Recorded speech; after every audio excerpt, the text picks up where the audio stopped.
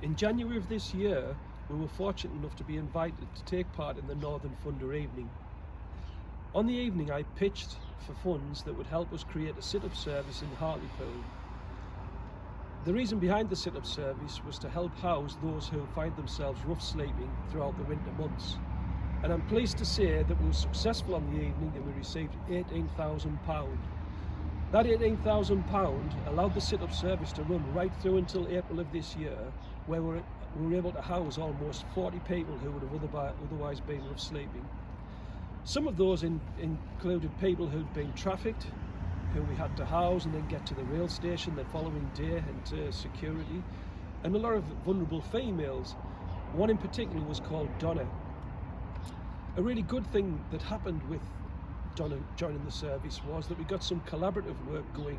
So we picked her up on a Friday evening, and by the following morning we were able to house Donna.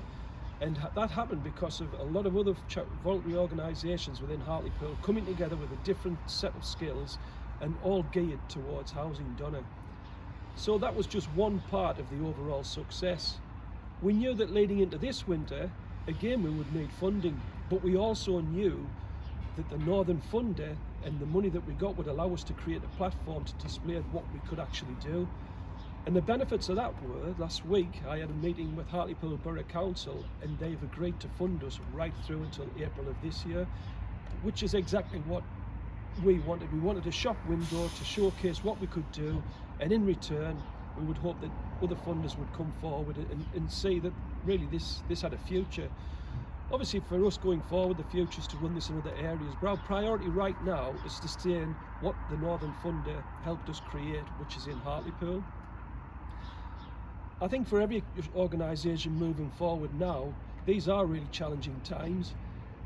We're looking at people who would have one time come to us with donations, people who may have, for example, been on minimum wage, but they might have had a school uniform that they could donate that we could then give to some of our service users' children.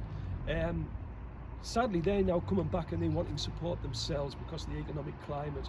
So I think this year, more than any, the Northern Funder has a real impact that it can make, and and I for one will be joining on the evening, and I for one will be making donations on the evening as well. So a huge thank you to everybody that was involved, and a thank you on behalf of the clients that you've helped and the staff whose job that you made an awful lot easier. Thank you.